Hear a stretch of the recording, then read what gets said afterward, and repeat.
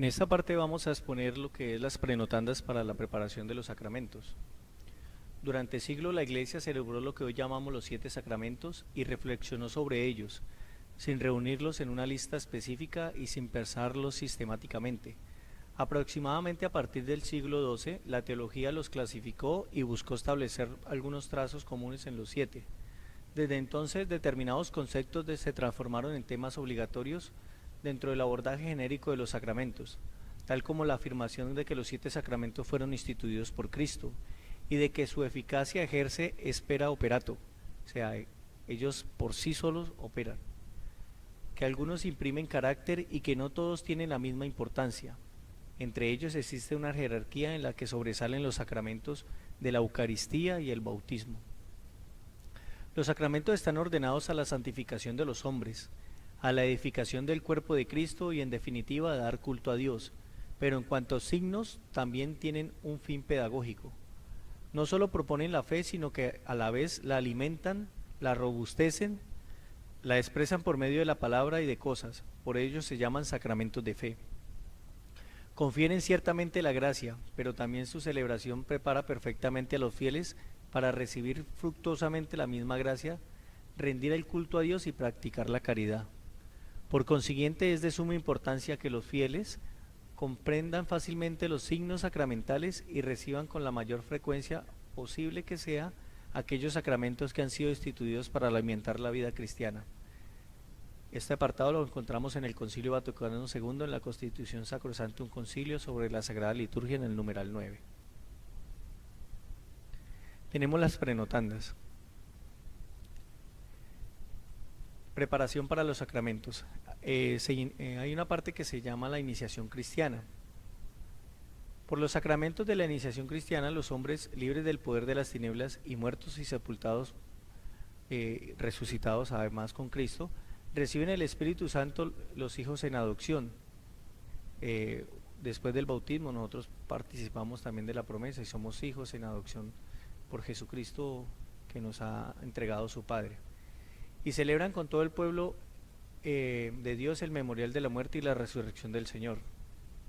En efecto, incorporados por Cristo por el bautismo, constituye el pueblo de Dios y reciben el perdón de sus pecados y pasan por la condición humana que nacen como hijos del primer Adán al estado de hijos adoptivos, convertidos de una nueva criatura por el agua y por el Espíritu, por esto son llamados hijos de Dios. Marcados con la confirmación por el don del Espíritu Santo, son más perfectamente configurados al Señor y llenos del Espíritu, a fin de que dados del testimonio de Él ante el mundo, cooperen en la expansión y dilatación del cuerpo de Cristo para llevarlos cuanto es más a la plenitud. Finalmente, participando en la asamblea eucarística, comemos la carne del Hijo del Hombre y bebemos su sangre, a fin de recibir la vida eterna y expresar la unidad del pueblo de Dios, ofreciendo asimismo con Cristo la contribución del sacrificio universal. Por tanto, los 3 sacramentos de la iniciación cristiana se ordenan entre sí para llevar al pueblo el desarrollo a los fieles, que ejercen la misión de todo el pueblo cristiano en la iglesia. Entonces tenemos el bautismo, la confirmación y la primera encuentro de la Eucaristía, la primera comunión que le llamamos. El bautismo, la dignidad del bautismo. El bautismo es la puerta de la vida y del reino. Es el primer sacramento de la nueva ley, este que constituyó Cristo propósito a todos los que tuvieran la vida eterna, y que después confió a su iglesia juntamente con su evangelio, cuando mandó a los apóstoles: id y haced discípulos a todos los pueblos, bautizándolos en el nombre del Padre, y del Hijo, y del Espíritu Santo. Por ello el bautismo es, en primer lugar, el sacramento de la fe con que los hombres, iluminados por la gracia del Santo Espíritu, responden al Evangelio de Cristo. El bautismo es además el sacramento por el que los hombres son incorporados a la Iglesia, integrándose a la construcción para ser morada de Dios en el Espíritu, raza elegida, sacerdocio real. El bautismo, en efecto, es la conmemoración y actualiza el misterio pascual, haciendo pasar a los hombres de la muerte del pecado de la vida, por tanto, del pecado a la vida. Por tanto, en su celebración debe brillar la alegría de la resurrección, principalmente cuando viene en la vigilia pascual o en el domingo. Las funciones y ministerios en la celebración del bautismo. A través del misterio de la iglesia, del ministerio de la iglesia, los adultos son llamados al Evangelio por el Espíritu Santo y los niños son bautizados y educados en la fe de la iglesia. Conviene además que en la celebración del bautismo tomen parte activa el pueblo de Dios, representado no solamente en los padrinos, padres y parientes, sino también en cuanto sea posible por sus amigos, familiares, vecinos y por todos los miembros de la iglesia local, para que se manifieste la fe y se exprese la alegría de todos los que lo acogen, lo que es la iglesia, a los recién bautizados. No se admite a un adulto al bautismo sin un padrino, tomado de entre los miembros de la comunidad. En el bautismo de un niño debe haber también un padrino, representando a la familia. Como extensión espiritual de la misma, el padrino interviene por lo menos en los últimos ritos del catecumenado o en la misma celebración del bautizado. Más bien, para dar testimonio de fe del bautizado adulto, debe profesar juntamente con los padres la iglesia, el cual es bautizado el niño. Por tanto, es conveniente que los padrinos elegidos o la familia reúnan unas características, las cuales son requeridas para que se realice este rito. Estos corresponden: que tenga madurez necesaria para cumplir con esta función, que haya recibido por lo menos los 3 sacramentos de iniciación cristiana: bautismo, confirmación y Eucaristía, que pertenezca a la Iglesia Católica y que no esté incapacitado por el derecho para el ejercicio de la función de padrino. También a un bautizado que pertenezca a una iglesia o comunidad separada, siempre que le sea juntamente con un padrino católico o una madrina católica. El ministro del bautismo, ministro ordinario, es el obispo, el presbítero o el diácono. Siempre que se celebre este sacramento, recuerden que actúan como iglesia, en nombre de Cristo y bajo la fuerza del Espíritu Santo. Sean pues diligentes en administrar la palabra de Dios y en la forma de realizar el sacramento. No habiendo sacerdote ni diácono, en caso de peligro inminente de muerte, cualquier fiel o cualquier hombre que tenga intención requerida puede, y en algunas veces hasta debe, conferir este bautismo. Siempre tener precaución de que ese sea en el nombre del Padre, del Hijo y del Espíritu Santo, en el mandato del Señor Jesús en Mateo 28:18.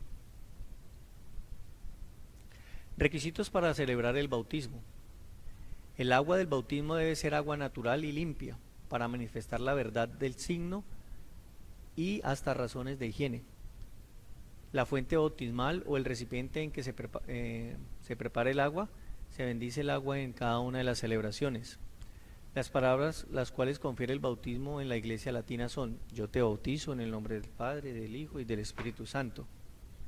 Los párrocos deben anotar cuidadosamente y sin demora en el libro del bautismo los nombres de los bautizados, haciendo mención también del ministro, de los padres padrinos y del lugar y el día del bautismo.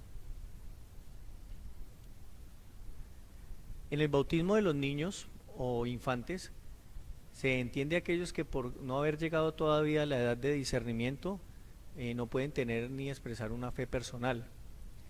La iglesia recibió la misión de evangelizar y de bautizar, y bautizó ya desde los primeros siglos no solamente a los adultos, sino también a los niños.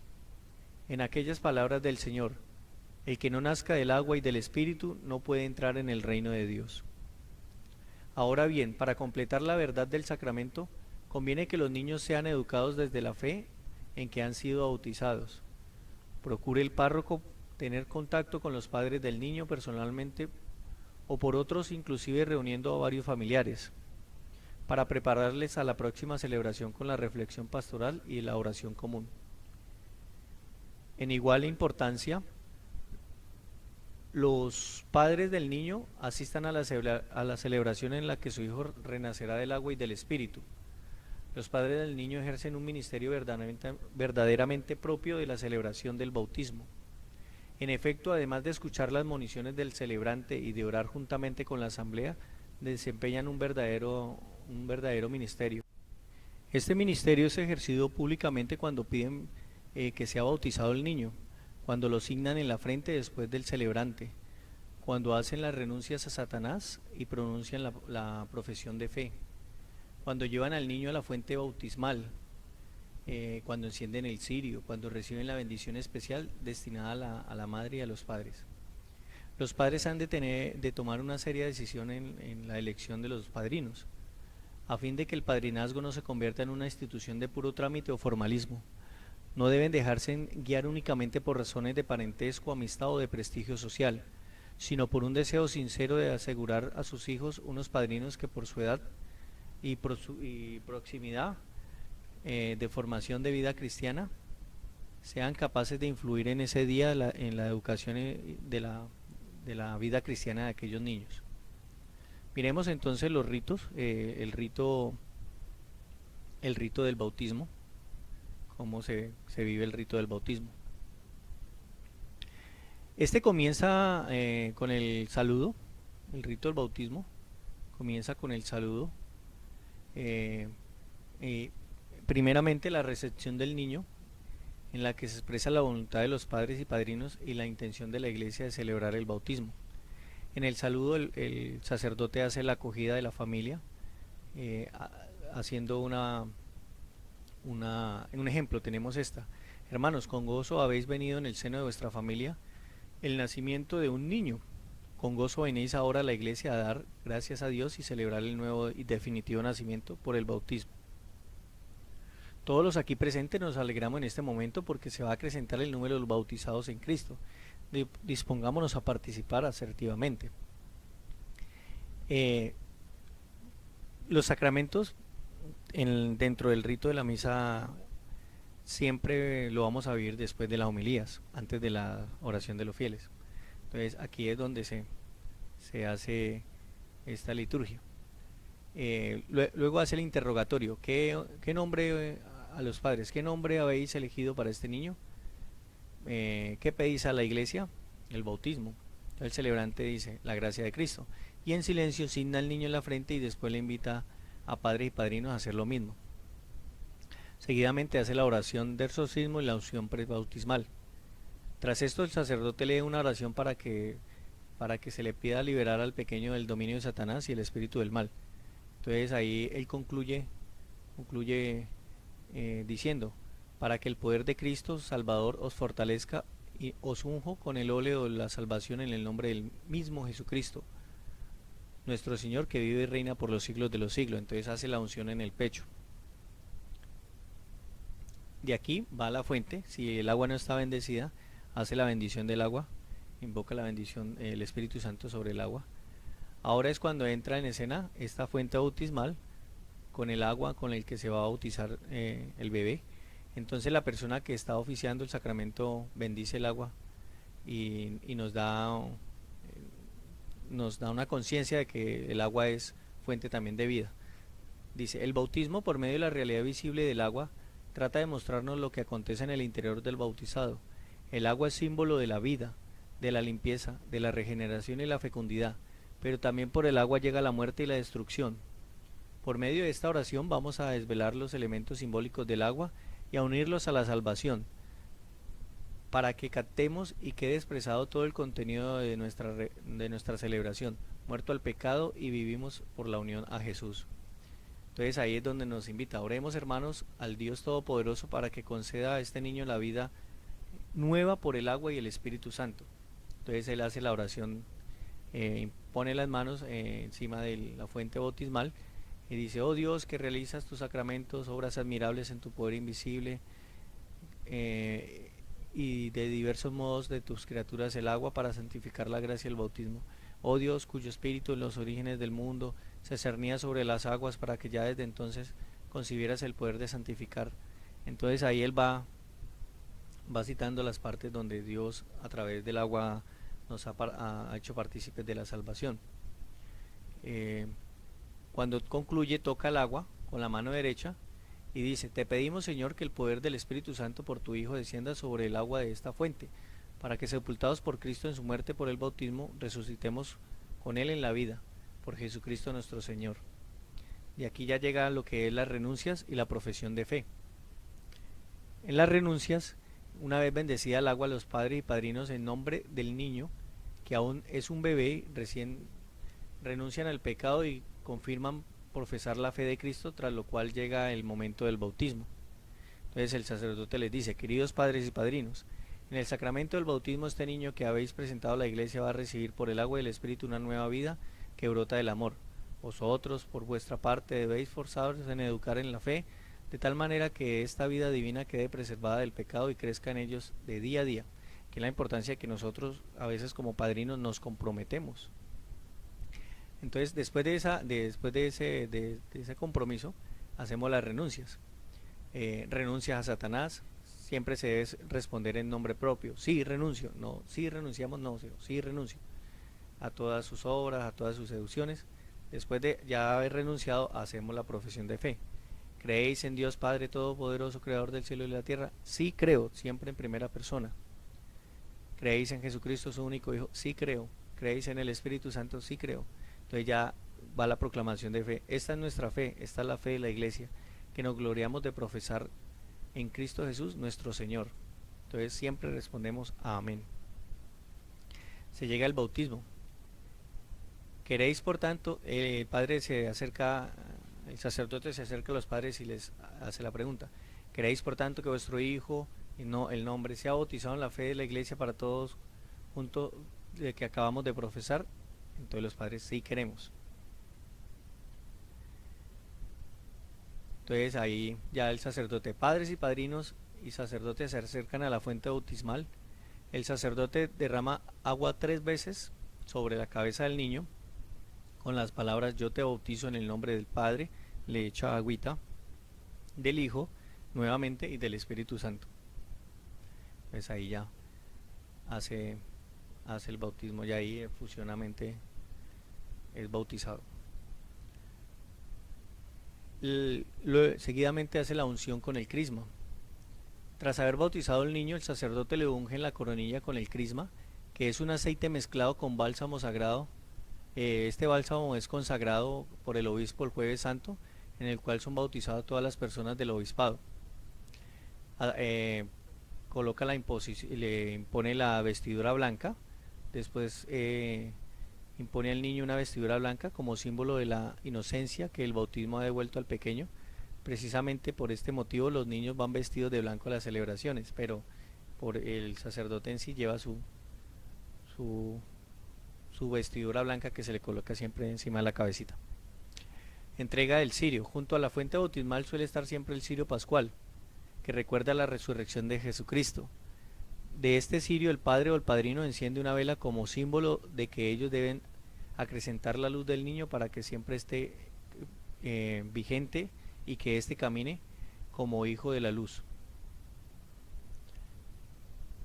Entonces ahí ese ya concluye, ahí ya se concluye y se sigue normalmente la Eucaristía.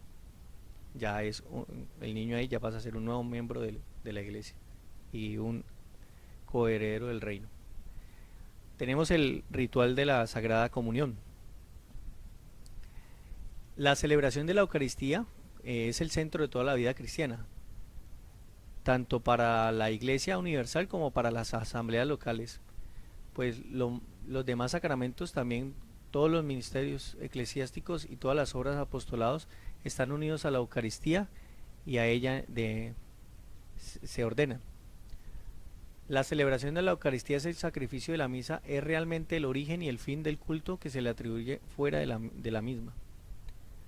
Porque Cristo el Señor, que se inmola en el mismo sacrificio de la misa cuando comienza a estar en el sacramento, presente alimento espiritual de los fieles bajo las especies del pan y el vino. Vamos a mirar la finalidad. Bueno, lo miramos en el encuentro pasado, cómo se vivía toda esa Eucaristía, cómo se consagraba. Entonces, pero ¿cuál es la finalidad de reservar la Eucaristía? Cristo sacramentado. El fin primero y primordial de la reserva de la Eucaristía fuera de la misa es la administración del viático. Los fines secundarios son la distribución de la comunión y la adoración a nuestro Señor Jesucristo presente en el sacramento. Renuévase frecuentemente y consérvese en un copón o vaso sagrado las hostias consagradas en la cantidad suficiente para la comunión de los enfermos y de los otros fieles fuera de la misa. La Sagrada Eucaristía se reserva en un sagrario inamovible y sólido, que no sea transparente y cerrado de tal manera que se evite al máximo el peligro de la profanación. En cada iglesia u oratorio habrá un solo sagrario, situado en la parte de la iglesia u oratorio que sea más distinguida, destacada y conveniente para adorarla y apropiadamente para la oración. Ante el sagrario en que está reservada la Sagrada Escritura siempre debe brillar constantemente una lámpara especial con la que se indique y se honre la presencia de Cristo. Miremos la primera comunión en los niños, la primera comunión. La misa de la primera comunión está dedicada especialmente y exclusivamente para los niños que reciben a Cristo por primera vez, tanto, o sea, esta misa, porque en la iniciación cristiana pues es la misma confirmación se recibe. En la entrada sale al atrio de la iglesia y ahí anuncia unas palabras de bienvenida para el niño y los dos entran en el templo en procesión con los acólitos, que ese día disponen ser los hermanos, primos o amigos del festejado. Esta entrada es símbolo de la acogida de todo el pueblo de Dios, representado por los amigos y parientes. Le da al niño como miembro de la iglesia que a partir de ese día participará más estrechamente en la vida, crecimiento y fortalecimiento del cuerpo místico de Cristo. Se llevan también a la renovación de las promesas bautismales. Al terminar la homilía, el niño se pondrá de pie junto a sus padres y padrinos y se llevará a cabo la renovación de las promesas bautismales. En este momento se enciende la vela con el cirio pascual. Es un momento muy importante, pues el niño hará conscientemente la promesa de que el día del bautismo sus padrinos hicieron en su nombre esta renovación, pero él la hará ahora. En ese momento el niño pronuncia verbalmente sus renuncias a Satanás, a sus seducciones y a otras obras que se entreguen y se entrega para siempre a Cristo, a Jesucristo. Luego continúa el orden de la liturgia eucarística como de costumbre. En el ofertorio. En esta parte de la misa el niño que hará la primera comunión lleva las ofrendas, el pan y el vino al altar, ayudado por algunos amigos que él hoy ha escogido, y el sacerdote se los presenta a Dios ofreciéndoselos para que se conviertan en el cuerpo y sangre de Cristo. En este momento el niño hace su primera comunión, ofrece a Dios su vida, sus propósitos e intenciones, su amor, sus cualidades y defectos, para que Él las santifique y sirva para el bien de la iglesia. Ahí es la primera comunión, el rito. Miremos ahora cuando se hace el sacramento de la confirmación. Los bautizados avanzan por el camino de la iniciación cristiana por medio del sacramento de la confirmación, porque en él reciben la fusión del Espíritu Santo que fue enviada por el Señor sobre los apóstoles el día de Pentecostés. Por esta donación del Espíritu los fieles se configuran más perfectamente con Cristo y se fortalecen en su poder para dar testimonio de Cristo y edificar su cuerpo, en la fe y en la caridad. El carácter o el signo del Señor queda impreso de tal modo que el sacramento de la confirmación no puede repetirse. Según costumbres, a cada uno de los confirmados se le asistía un padrino, que lo llevaba al recibir el sacramento. Este lo presentaba al ministro de la confirmación para la unción sagrada y lo ayudaba después a cumplir firmemente las promesas del bautismo según el Espíritu Santo que había recibido. El ministro originario de la confirmación es el obispo. Ordinariamente el sacramento es admitido por él mismo. Hay unos casos contrarios que se puede admitir a otros presbíteros para que juntamente con él sean administrados en el sacramento. Es necesario que el presbítero o bien tenga un ministerio o cargo peculiar en la diócesis, o a saber sea un vicario general o un vicario delegado del episcopado, o bien sea un párroco del lugar que se administre la confirmación, o párroco del lugar que pertenecen los confirmados, o presbítero que haya trabajado especialmente en la preparación de la catequesis de los confirmantes. El rito esencial es la unción con el santo crisma. unido a la imposición de las manos del ministro y las palabras que éste pronuncia. En esto, el ministro, el ministro extiende las manos sobre los confirmados como signo del Espíritu Santo e invoca la infusión. Sigue el rito esencial de la unción del Santo Crisma en la frente, hecha imponiendo la mano, imponiendo la mano y pronunciando las palabras que conforman el nombre del confirmante. Dice el nombre del confirmante y dice: recibe por esta señal el don del Espíritu Santo.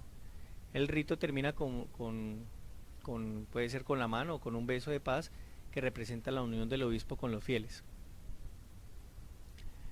El rito del sacramento de la confirmación se presentan los confirmados, hace la renovación de las promesas del bautismo, la oración e imposición y la unción del Santo Crisma.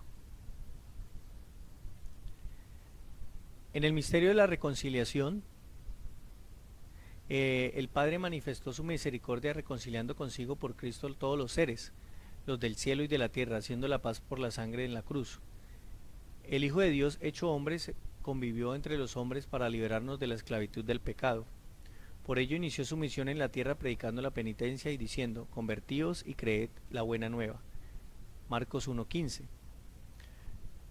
Pero además nuestro Señor Jesucristo instituyó en su iglesia el sacramento de la penitencia, al dar a los apóstoles y a los sucesores el poder de perdonar los pecados, y así los fieles que caen en el pecado después del bautismo, renovando la gracia, se reconcilien con Dios.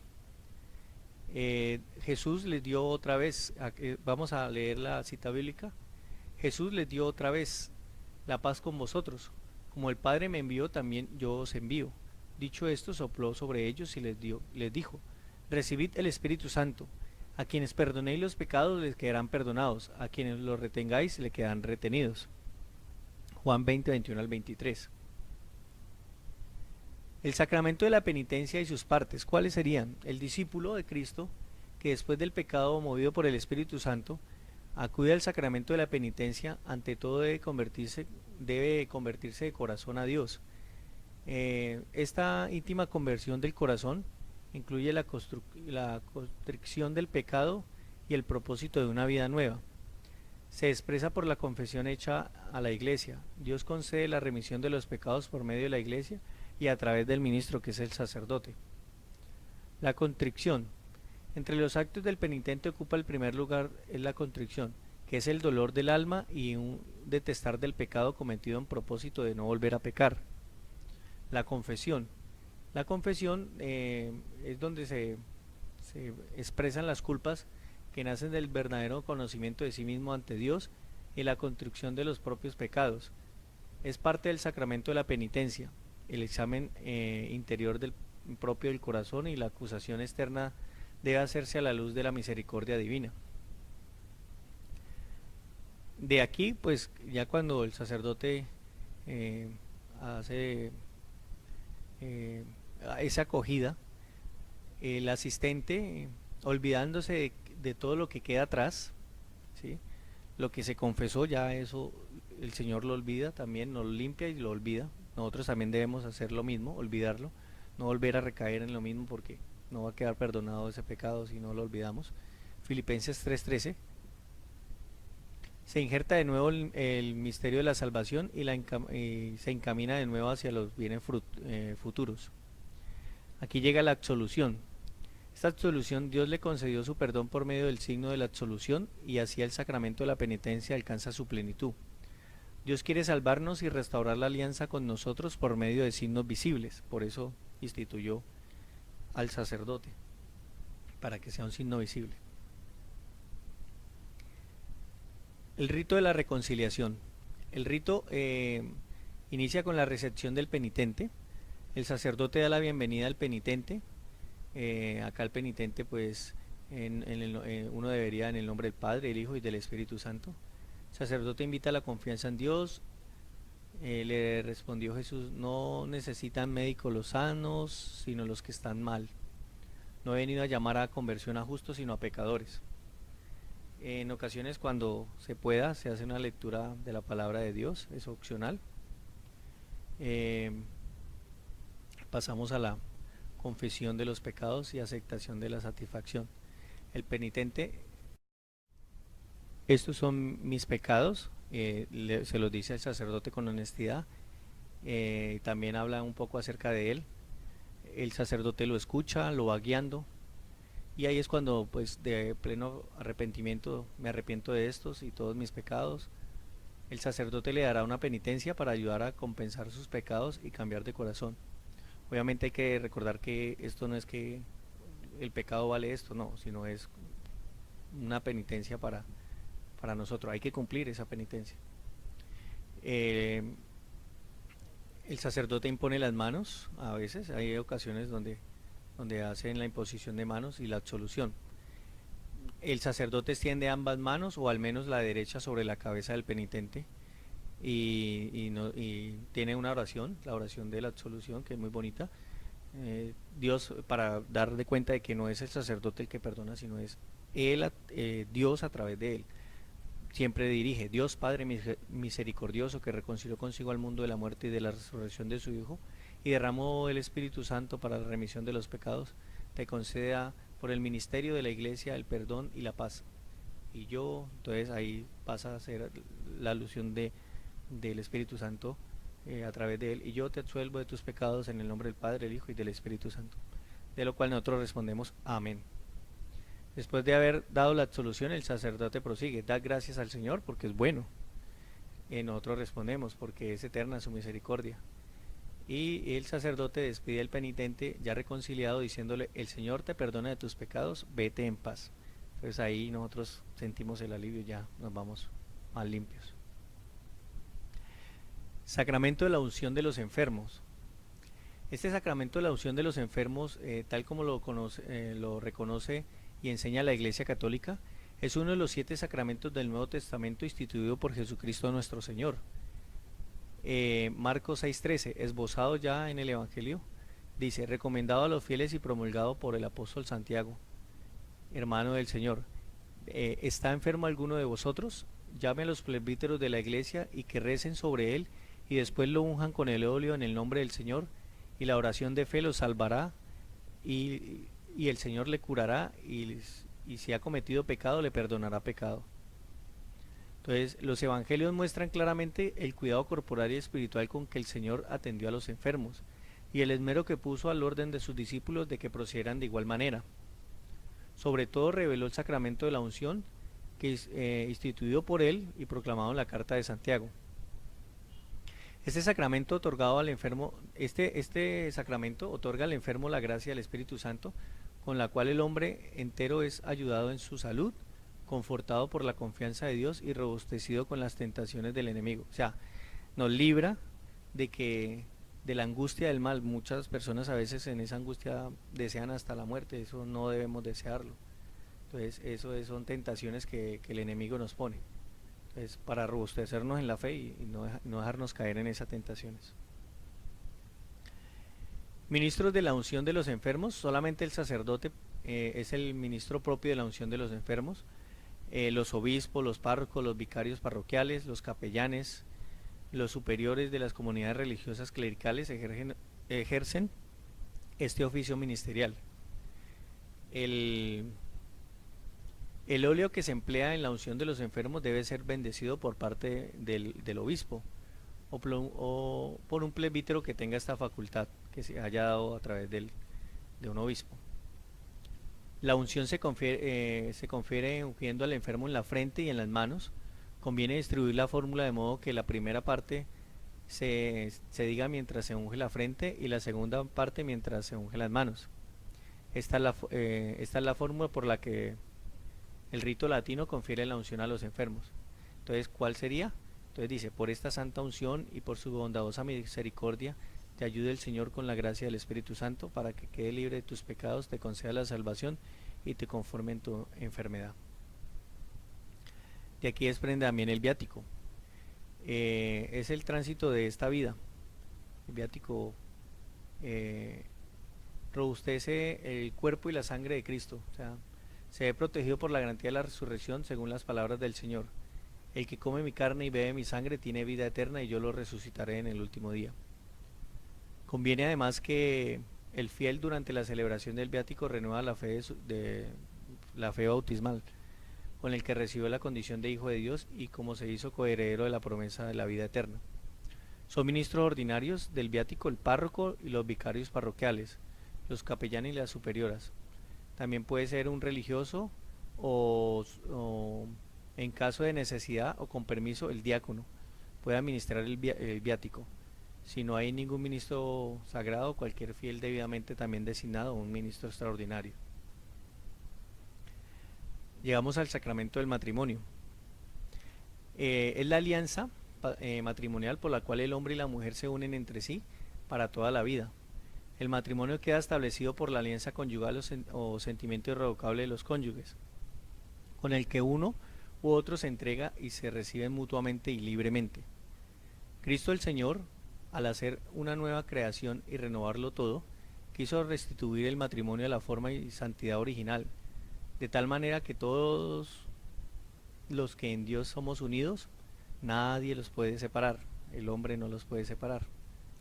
Además elevó este indisoluble pacto conyugal a la dignidad de sacramento, para que significara más claramente y remitiera más facilidad al modelo de la alianza nupcial con la Iglesia. Se requiere un tiempo suficiente para la debida preparación del matrimonio y debe advenir toda la antelación los novios las necesidades que tienen. Los católicos que no hayan recibido todavía el sacramento de la confirmación la recibirán antes de ser admitidos al matrimonio con el fin de completar la iniciación cristiana. Antes de que se celebre el matrimonio debe constatar de que nadie se opone a esta celebración y para que sea válida y lícita. El matrimonio se celebra en la parroquia de uno o del otro novio. En otro caso debe haber una licencia propia del ordinario o del párroco. Conviene también que sea un mismo sacerdote quien el que los prepare a los novios, que haga la homilía y que haga la celebración del sacramento y reciba el consentimiento y lo reciba en la misa. También el diácono puede recibir la facultad del párroco o del ordinario para presidir la celebración del sacramento, sin excluir la bendición nupcial. Cuando no haya ni sacerdote ni diáconos, el obispo puede autorizar, previo voto favorable de la conferencia episcopal, a un laico para que asista a este matrimonio en nombre de la Iglesia. Se elegirá el cual tiene que ser idóneo, capaz de instruir a los novios y que sea apto para realizar debidamente la liturgia matrimonial. Este pide el consentimiento de los esposos y lo recibe en nombre de la Iglesia. Acá tenemos un ejemplo de la cita bíblica, cómo nos explica cómo va el hombre dejará a su padre y a su madre, y ahí nos va mostrando. El rito de la celebración del matrimonio. El rito pues comienza con la munición. Queridos hermanos, estamos aquí juntos al altar para que Dios garantice con su gracia vuestra voluntad de contraer matrimonio ante el ministerio de la Iglesia y la comunidad cristiana. Entonces, ahora reunida. Cristo bendice copiosamente vuestro amor conyugal. Bueno, esa sería como la munición que el sacerdote nos va haciendo. El escrutinio. En el escrutinio hacen la pregunta, tanto al hombre como a la mujer: ¿venís a contraer matrimonio sin ser coaccionados libres y voluntariamente? Sí, vengo libremente. Tienen que contestar cada uno. ¿Estáis decididos a amaros o respetar mutuamente siendo el modo de vida propio del matrimonio durante toda la vida? Sí, estoy de acuerdo. ¿Estáis dispuestos a recibir de Dios responsabilidad y amorosamente los hijos y a educarlos según la ley de Cristo y de su Iglesia? Sí, estamos dispuestos. Consentimiento. Así pues, ya que habéis contraído, ya que queréis contraer santo matrimonio, unid vuestro amor en vuestras manos y manifestad vuestro consentimiento ante Dios y su Iglesia. Entonces se dan la mano derecha cada uno. Dice el sacerdote. Perdón, acá esta parte ya es la donde cada uno dándose las manos dice: yo, el hombre, te recibo a ti como esposa y me entrego a ti. Te prometo ser fiel en la prosperidad, en la adversidad, en la salud, en la enfermedad, y así amarte y respetarse por todos los días de mi vida. Entonces, paso siguiente, la mujer dice lo mismo: yo, te recibo a ti como esposo. Bueno, ese es el consentimiento. La- el sacerdote hace la el sacerdote hace la confirmación del consentimiento. El Dios de Abraham, el Dios de Isaac, el Dios de Jacob, el Dios que unió a nuestros primeros padres en el paraíso, confirme este consentimiento ante la iglesia y a Cristo, os dé su bendición de forma de que Dios ha unido, no lo separe el hombre. Y dice, bendigamos al Señor. Respuesta, demos gracias a Dios. Llega la bendición y entrega de los anillos. El Señor bendice, dice el sacerdote cogiendo los anillos, el Señor bendiga estos anillos que vais a entregar el uno al otro en señal del amor de fidelidad. Amén. Entonces, el hombre coge el anillo y dice, recibe esta alianza, señal de mi amor y mi de fidelidad a ti. En el nombre del Padre, el Hijo y el Espíritu Santo le coloca el anillo. La mujer lo mismo, va introduciendo el anillo y le dice, recibe esta alianza. Seguidamente tenemos la bendición y entrega de las arras. El sacerdote bendice las arras, dice, bendice Señor estas arras, que el nombre de las dos celebrantes se entregan y derrama sobre ellas toda la abundancia de tus bienes. Entonces se las entrega al hombre. Entonces el hombre dice, recibe a la mujer, el nombre de la mujer, recibe estas arras como prenda de la bendición de Dios y signo de los bienes que vamos a compartir. Ahí ya concluye, sigue la oración de los fieles. La oración de los fieles, oramos, ahí es donde esta oración de los fieles tiene que llevarse a incluir a la pareja. Entonces, un ejemplo sería, oremos hermanos por la necesidad de la Santa Iglesia y de todo el mundo y encomendemos especialmente a nuestros hermanos, se nombran, que acaban de celebrar con gozo su matrimonio. Prosigue normalmente la liturgia eucarística hasta llegar a la bendición nupcial. Dicho el Padre Nuestro, y omitiendo la parte de líbranos de todos los males, el sacerdote de pie y vuelto a los esposos invoca sobre ellos la bendición del Espíritu Santo y la bendición de Dios, la cual nunca se omite. Los esposos se arrodillan y el sacerdote dice, queridos hermanos, roguemos humildemente al Señor que derrame la gracia de su bendición sobre estos tus hijos. Hace ahí la oración de bendición. Esta concluye siempre en la parte donde dice, y ahora Señor te pedimos también que estos hijos tuyos permanezcan en la fe y amen tus preceptos, que unidos en matrimonio sean ejemplo de integridad de sus costumbres y fortalecidos en el poder del Evangelio, manifiesten a todos el testimonio de Cristo, que vean a ambos los hijos, que vean ambos los hijos de sus hijos y después una feliz ancianidad, lleguen a la vida de la bienaventuranza en el reino celestial. Siempre por Jesucristo nuestro Señor. Amén. Entonces ahí concluye ya con la bendición nupcial, el rito del matrimonio. Tenemos el rito de las órdenes sagradas. Esa ya es pues la ordenación sagrada. Algunos fieles cristianos son instituidos en el nombre de Cristo y reciben el don del Espíritu Santo para apacentar la iglesia con la palabra y con la gracia de Dios. Porque Cristo, a quien el Padre santificó y envió al mundo, Juan 10:36, hizo a los obispos partícipes de su propia consagración y misión por medio de los apóstoles, los cuales son sus sucesores. Estos han confiado legítimamente la función de su ministerio en distintos grados a diversos sujetos en la iglesia. Así el misterio eclesiástico instituido por Dios está ejercido en diversas órdenes, que ya desde antiguo recibían el nombre de obispos, presbíteros y diáconos, los órdenes sagradas. Los obispos, cualificados por plenitud del sacramento del orden, por el Espíritu Santo que han recibido la ordenación, han sido hechos los verdaderos y auténticos maestros de la fe, pontífices y pastores, y como tales presiden la grey. Estos son los encomendados por el Señor. Los presbíteros, aunque no tengan la plenitud del sacerdocio, dependen de los obispos en el ejercicio de sus poderes. Sin embargo, están instituidos o estos en el honor del sacerdocio, y en virtud del sacramento del orden quedan consagrados como verdaderos sacerdotes de la nueva alianza, a imagen de Cristo y sumo y eterno sacerdote, para anunciar el Evangelio a los fieles. En ellos van a dirigir y celebrar el culto divino. Culto divino es la consagración. Los diáconos A estos se les imponen las manos para realizar un servicio y no para ejercer el sacerdocio. Fortalecidos en efecto con la gracia del sacramento, en comunión con el obispo y con el presbítero, están al servicio del pueblo de Dios, en el ministerio de la liturgia de la palabra y de la caridad. La ordenación sagrada se confiere por la imposición de las manos del obispo y la plegaria con la que se bendice a Dios e invocar al Espíritu Santo para el cumplimiento del ministerio. Pues por la tradición principal expresada por los ritos litúrgicos y por la práctica de la Iglesia, tanto en Oriente como en Occidente, está claro que por la imposición de las manos y la plegaria de la ordenación se confiere el don del Espíritu Santo que imprime el carácter sagrado, de tal manera que los obispos, los presbíteros y los diáconos, cada uno a su modo, quedan configurados con Cristo. El rito.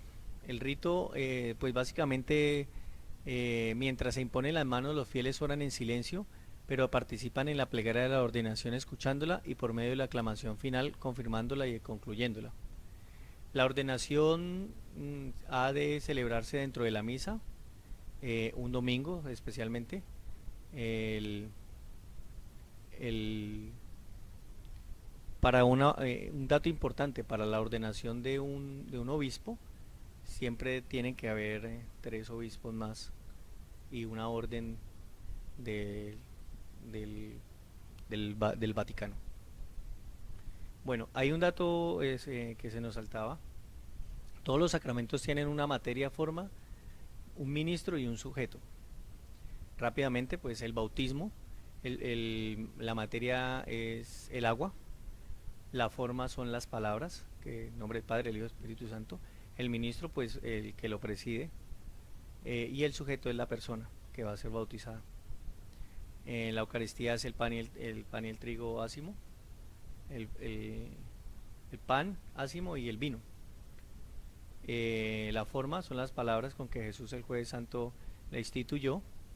El ministro es el obispo o el sacerdote y el sujeto toda persona bautizada en estado de gracia.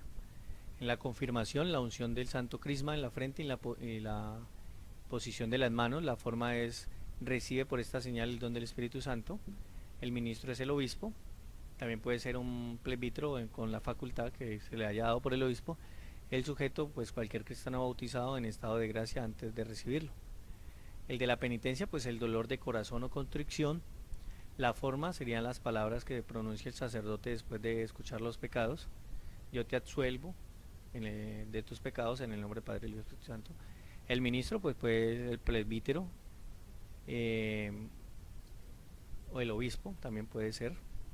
Y el sujeto, pues toda persona bautizada que habiendo cometido algún pecado grave o venial, acude a confesarse. En el matrimonio, la materia es el sí, en cuanto a la donación del uno al otro. La forma es el sí en cuanto a la aceptación del cónyuge. El ministro, pues los contrayentes, en este caso no sería el sacerdote, sino los contrayentes.